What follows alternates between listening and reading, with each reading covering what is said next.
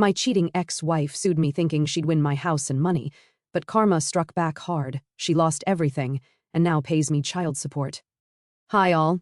I don't usually post personal stuff here, but I wanted to tell this story because it's been a wild ride, and honestly, I could use some outside perspective or maybe just some validation.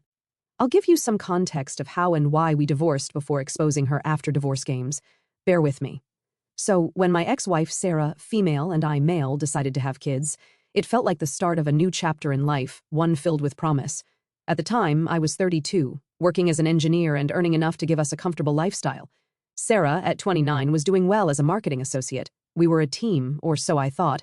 The first sign that things were shifting came shortly after our daughter Emma was born. Sarah sat across the dinner table one evening, pushing around the food on her plate, and said, "I think it's time I quit my job." She made it sound so practical, like it was all about the baby. "Daycare is expensive and you're doing so well at work." "It just makes sense," she explained. I didn't push back much. I loved Emma, and if staying home with her made Sarah happy, I figured it was a win-win. But within a week, her priorities started showing themselves. The first request was a new car. Her old sedan wasn't cutting it anymore. "Do you really want me driving our baby around in something that unreliable?" she asked. I caved. It seemed reasonable at the time. Then came the clothes. "None of my pre-baby wardrobe fits," she said, as if she hadn't been complaining about her outdated style even before Emma was born. When I hesitated, she threw in, "It's not just for me. I need to look put together for Emma's sake." Spa appointments soon became a weekly thing. Her reasoning, pregnancy changes your body in ways you'll never understand. At first, I didn't say anything. She'd been through a tough pregnancy, and I thought she deserved to feel good about herself. But as the months went on, it started to feel less like Sarah was focusing on Emma, and more like she was focusing on herself. I'd come home after a 10-hour shift to find Sarah scrolling through her phone, Emma playing alone in her playpen. When I'd suggest we spend some time together as a family, Sarah would sigh and say, "I've been with her all day. You take over for a while." Bedtime routines were completely on me. I was fine with it at first, but because of my job, I needed some help too. As Emma grew older, Sarah's spending habits didn't slow down. She joined a mom's group but treated it more like a social club than a support network. She'd meet her friends for lunch at upscale cafes, always ordering the most expensive items on the menu. When I suggested we set a budget to manage our growing expenses, Sarah laughed. "What's the point of making all this money if we're going to live like we're broke?" she said.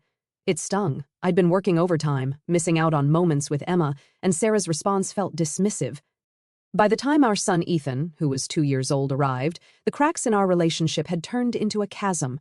Sarah kept doing the same things, spending her days shopping online, planning vacations we couldn't afford, and attending fitness classes.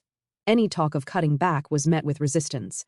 "It's for the kids," she'd say, but it was hard to see how her latest designer handbag was benefiting Emma or Ethan. Her disdain for any kind of parenting responsibility became clearer with time. When Emma started preschool, Sarah rarely attended parent-teacher meetings. "What's the point?" she said. "It's not like they're teaching calculus." Bruv. I started to feel like a single parent, even though Sarah was physically present. The late-night feedings, the tantrums, the scraped knees, those were all on me. Whenever I brought up how I felt, Sarah turned it into an attack on me. "You're always at work," she'd say. "Maybe if you were more present, I wouldn't have to take on so much." It felt unfair. She wasn't taking on much of anything. But any attempt to say so led to arguments.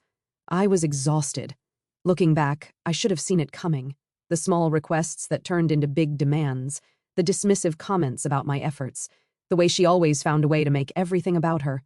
But at the time, I thought I was doing what any husband and father would do, putting my family first, even if it meant ignoring the red flags.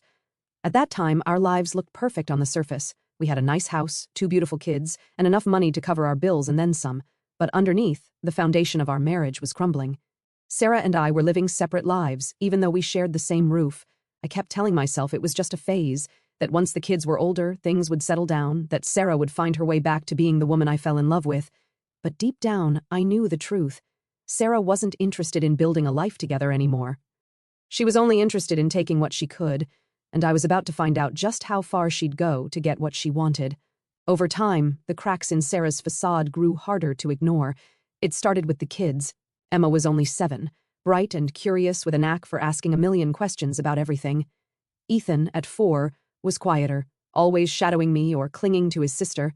They were good kids, messy, energetic, occasionally exhausting, but good. Sarah didn't seem to see it that way. One afternoon, I walked into the kitchen to find Emma crying, her hands trembling as she tried to pick up pieces of a broken juice glass. Sarah stood over her, arms crossed, her face a mask of irritation. "Are you kidding me, Emma?" she shouted. "Do you even think before you do anything, or do you just go around breaking things for fun?" I stepped in quickly, kneeling to scoop Emma into my arms. "It's just a glass," I said, my voice as calm as I could manage. "Accidents happen." Sarah shot me a look that could have frozen water. "You always make excuses for her," she said, shaking her head. "No wonder she's so careless."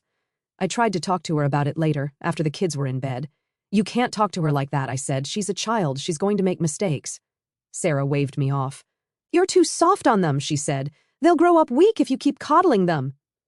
It broke Cree. It wasn't an isolated incident. She became extremely emotionally and sometimes physically abusive. I started working longer hours, not because I needed the money, but because being at home felt like walking into a minefield. Sarah's moods were unpredictable. Some days she'd act like nothing was wrong, chatting with her friends on the phone, or planning elaborate vacations we couldn't afford. Other days, the smallest thing, a misplaced toy, a late start to dinner, would send her into a spiral of anger that left everyone on edge. The kids began tiptoeing around her, watching her face for clues about what kind of day it would be. I hated seeing them like that. It wasn't just fear, it was confusion. They didn't understand why their mom, the person who was supposed to love them unconditionally, could be so harsh. And then came what I should have expected, a betrayal. I started noticing hotel charges on our credit card. I was going over the monthly statement late one night when the line item caught my eye, $82 for a 2-night stay at an upscale hotel downtown. I stared at it, trying to remember if she had mentioned anything about a trip. Maybe it was part of the moms group she was always talking about. Maybe it was some sort of spa weekend. But deep down, something didn't feel right. Bruth. The next day, I asked her about it casually, trying not to sound accusatory. "Hey, what's this hotel charge on the card? Were you away for something I forgot about?" Sarah didn't even blink. "Oh yeah," she said. "It was a girls' weekend with the moms group. We just needed a break from everything." Her answer was too quick, too rehearsed. My intuition told me she was lying, but I didn't press her right then. Instead, I waited until she left for another lunch with friends and started digging. Ebrug. It didn't take long to find the truth. A mutual acquaintance, someone I'd waved to at neighborhood barbecues, someone who had been in my home, had posted photos on social media, pictures of him and Sarah together at the same hotel, holding hands, smiling. I stared at the photos, my hands shaking. Sarah wasn't just smiling, she was glowing, holding hands with someone I had once called a friend. I closed the laptop, my chest tight with rage and betrayal. That night, I waited for her to come home, rehearsing what I would say, knowing this confrontation would change everything. That night, I confronted her. I showed her the photos, laid everything out, and waited for her to explain, to apologize, to at least try to justify what she'd done. She didn't. Instead, she rolled her eyes and crossed her arms. "So what?" she said, her voice dripping with disdain. "Maybe if you weren't so boring, I wouldn't need to find excitement elsewhere." The words hit harder than I expected, not because they were true, but because of how little she cared about the hurt she'd caused. I slept on the couch that night, though sleep was a generous term. My mind raced, replaying every moment, every red flag I had ignored, every excuse I had made for her. By morning, my decision was clear. This wasn't a marriage, it wasn't even a partnership. It was a toxic, one-sided arrangement where I gave everything I had, and Sarah took without hesitation. When I told her I wanted a divorce, she didn't react with anger or sadness. She laughed. "Good luck," she said, her voice icy. "You'll never manage without me." But as she turned to walk away, I realized something. I already had been managing. I had been the one holding everything together while she tore it apart, and now I was ready to let it go. Now, here's where the crazy things started. They say divorce is the end of a battle, but for me, it was just the beginning of Sarah's last-ditch attempt to ruin everything I had left. Little did she know her own mistakes would be her undoing. After Sarah left, the house felt both quieter and heavier. I thought her absence would bring peace, but instead, it brought a hollow kind of tension. The kids were my focus, and they were the only part of my life that felt stable. Everything else seemed to be unraveling.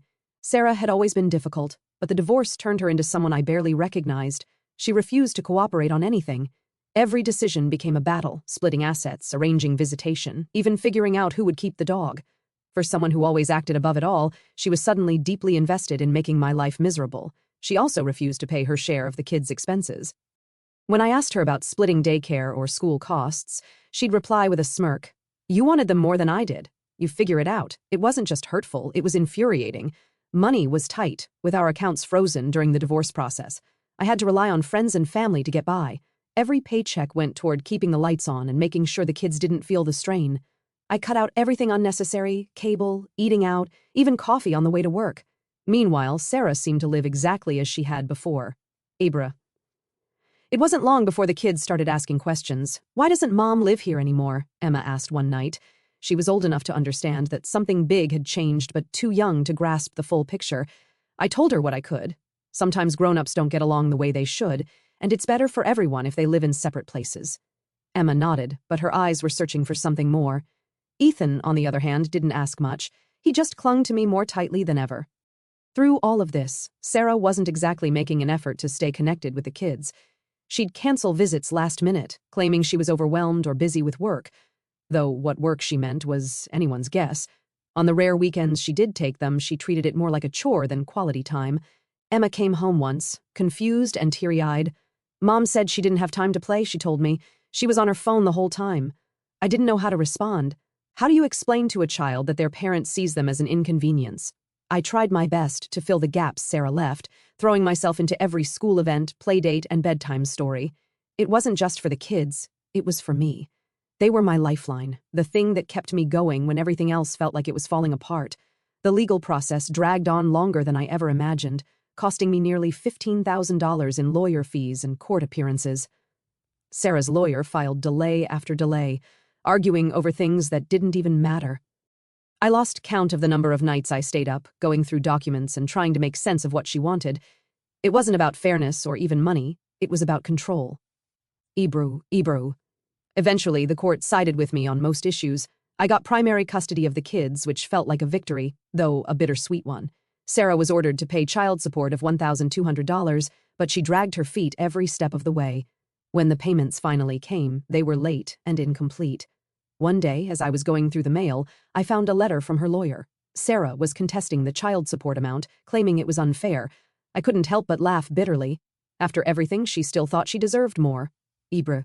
I didn't want to be angry. I didn't want to let her take up any more space in my life than she already had. But it was hard not to feel resentment creeping in every time I had to explain to the kids why their mom wasn't around, or figure out how to stretch the grocery budget. I felt the weight of what she'd left behind. At that time, I was devastated. My mom was my only supporter. She gave me a sense of relief, being there for me. She constantly provided help. She visited each week and stayed until the evening helping Emma with her homework and reading Ethan a bedtime story before leaving. She hugged me and tried to comfort me. "You're doing a great job, you know. We're proud of you." The kids began to look forward to their grandma's visits. Their bond with my mom strengthened, and that provided my kids a sense of family support that Sarah failed to offer. The first year after the divorce was rough, no sugarcoating it. Every day felt like a grind. I woke up early to get the kids ready for school, rushed to work, and then came home to pick them up, cook dinner, and squeeze in as much time with them as I could before bedtime. It wasn't perfect, but it was honest work. And it felt good to finally have control over my life again, even if that control came with a lot of responsibility. Abra at work became my second anchor. My boss, who'd been understanding throughout the divorce, gave me flexibility when I needed it. I started taking on projects that excited me again, pouring my energy into creating things that made me proud. Financially, things were tight, but I learned to live within my means. I traded in Sarah's old luxury SUV for a reliable hatchback and canceled the memberships and subscriptions we didn't need. The first time I balanced my budget and saw a little left over, I felt a sense of accomplishment I hadn't felt in years. Around this time, I started opening myself up to the idea of dating again, though cautiously. It wasn't about replacing Sarah. It was about finding someone who shared the same values, someone who saw family as a partnership. I wasn't in a rush, but the idea of sharing my life with someone again didn't feel so impossible anymore. I met a wonderful woman, Jennifer, and eventually remarried after 1 year of the divorce. I found the stability Sarah's chaos never allowed. Back then, I reviewed the court documents and noticed there was a box that would have stopped spousal, port if I remarried, but it wasn't checked. So I figured I was in the clear. I decided not to pursue a share of Sarah's retirement, even though I could have. Dividing assets like a 401k would have legally entitled me to part of it. Instead, I let it go and just took the remaining year of spousal support. $122,000 in total. The support had only been ordered for 2 years, so it felt fair enough to me. I thought that chapter was closed for both of us. However, 1 week later, I received a letter from Sarah's lawyer, delivered on a rainy Thursday afternoon. I had just finished preparing dinner when I found the envelope sitting on the counter where Emma had left the mail. At first, I thought it was another delay tactic regarding her overdue child support. However, Sarah was suing for sole custody of Emma and Ethan.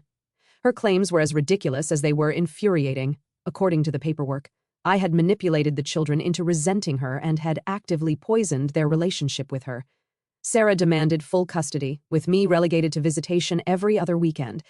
She also wanted me to cover her legal fees, citing emotional distress caused by my supposed interference. When I shared the news with my lawyer, she wasn't surprised. "It's a textbook move," she said. "Usually a way to regain leverage. She probably doesn't even want full custody. It's a power play." It didn't matter whether Sarah's motives were genuine or strategic. The thought of her taking the kids away, especially after everything we'd been through, was unbearable. Emma and Ethan, now 12 and 9, had grown up in a stable, loving environment since the divorce. Sarah had been in and out of their lives inconsistently, showing up when it suited her and canceling plans when it didn't. The weeks leading up to the hearing were filled with tension. I explained the situation to Emma and Ethan as gently as I could, without going into too much detail. "Mom wants to spend more time with you," I said carefully, "and the court is going to help us figure out what's best." In court, Sarah presented herself as a doting, devoted mother who had been unfairly pushed out of her children's lives. She claimed I had turned them against her and that she was simply trying to repair the damage I had caused. "I love my kids more than anything," she said, tears welling in her eyes, "but they've been brainwashed to hate me."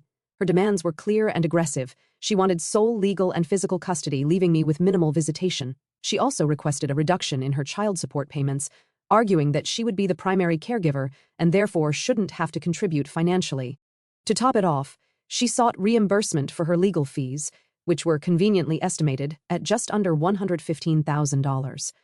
The reality Sarah ignored was that her relationship with Emma and Ethan had faltered because of her own actions, or lack thereof. My lawyer presented a detailed timeline of Sarah's missed visitations, canceled plans, and sporadic involvement. We included text messages where she had bailed on weekends with excuses ranging from, "I'm too tired," to, "I need some me time." One message in particular caught the judge's attention. It was from a few months earlier, when Sarah had canceled yet another weekend visit. "I can't do this right now. Tell the kids I'll make it up to them, but I need to focus on myself for a bit."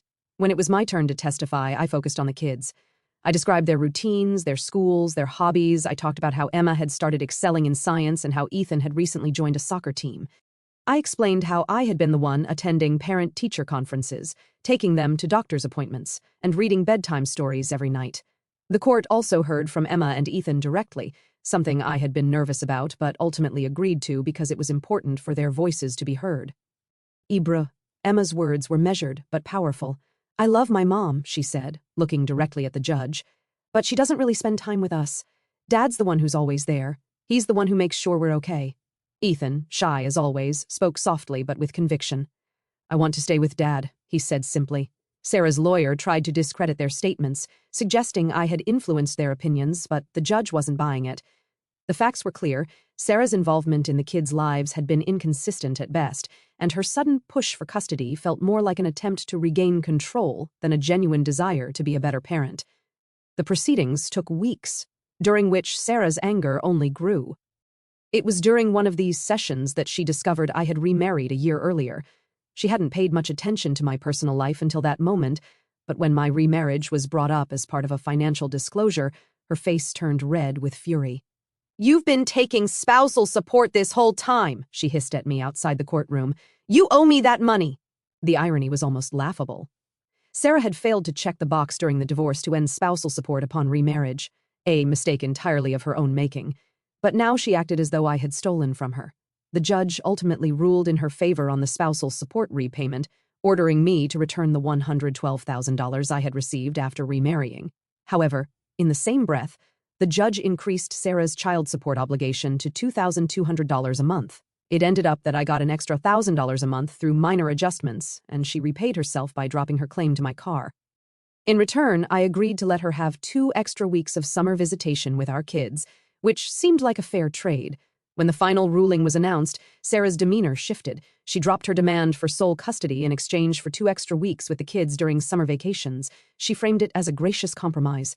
"I'm doing this for the kids," she said with an air of martyrdom, as though she were making a noble sacrifice. For me, it wasn't about winning or losing, it was about preserving the life Emma and Ethan had come to know, a life filled with stability, love, and routine.